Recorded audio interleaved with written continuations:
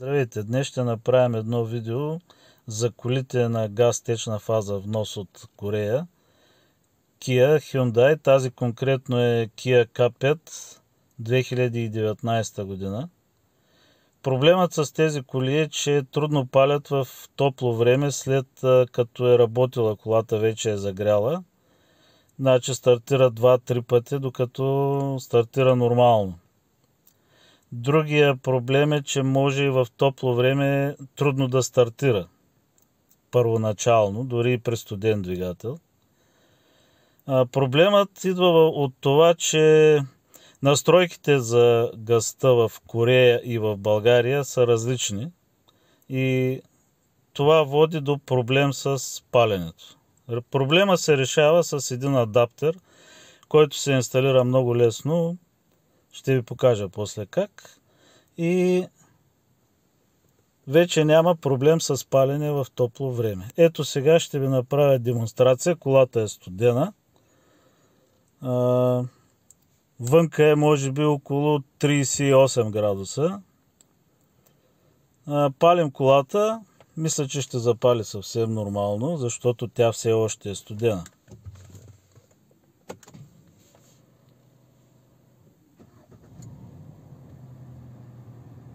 Ето, виждаме, температурата е на 0. Не е на 0, но да, в ниската част. Колата е студена.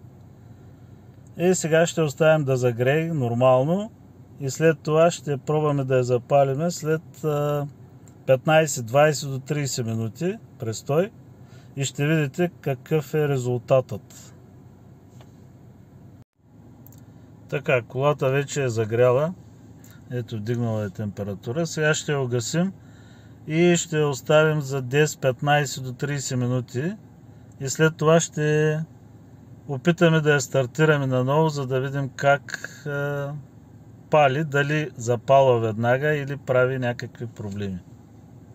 Минаха около 30 минути. Сега ще пробваме да запалим колата.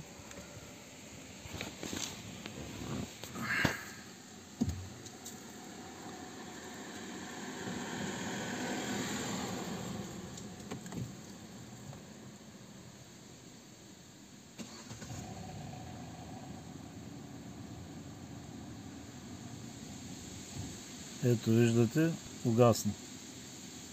Пробваме втори път.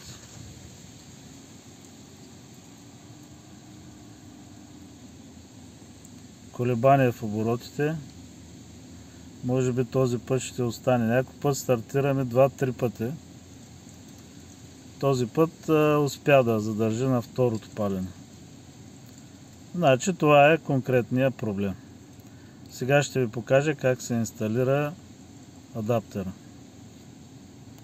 Инсталирате адаптера, е необходимо да свалите няколко елемента от колата, което става много лесно. Това са кутията на въздушния филтър, въздуховода, този и този също. Значи те са хванати с две скоби. Този въздуховод, това са двете скоби. Освобождава се и се вади. Този въздуховод е хванат с два болта тук и тук. Също се сваля. И кутията за филтъра е хваната също с два болта. Ето там долу. Тук и от другата страна. Развиват се и кутията излиза нагоре. Съвсем спокойно. Ето така. И достигате до ето този възъл. Значи тук е единия конектор, това е другия. Трябва да се свалят и на тяхно място се закача адаптера. Сега ще ви покажа вече като е инсталиран, готов. Значи ето ги вече двата конектора разкачени. Същите ги има и на адаптера. Ето единия, ето и другия. Значи закачаме тези, където бяха закачени тези, а съответните ги свързваме с тези конектори. Ето така. Така. И тук свързваме този.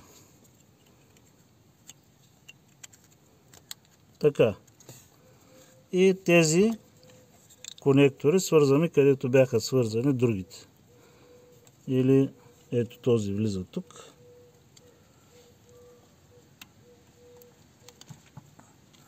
И другия е там долу. Ето това е инсталирането на адаптера. Вече може да си го закрепите както искате, да е по-прибран или както желаете, но това е всичко. Събирате отделно обратно филтрите, въздуховодите и всичко трябва да е наред. И сега вече пробваме да запалим колата след инсталиране на адаптера.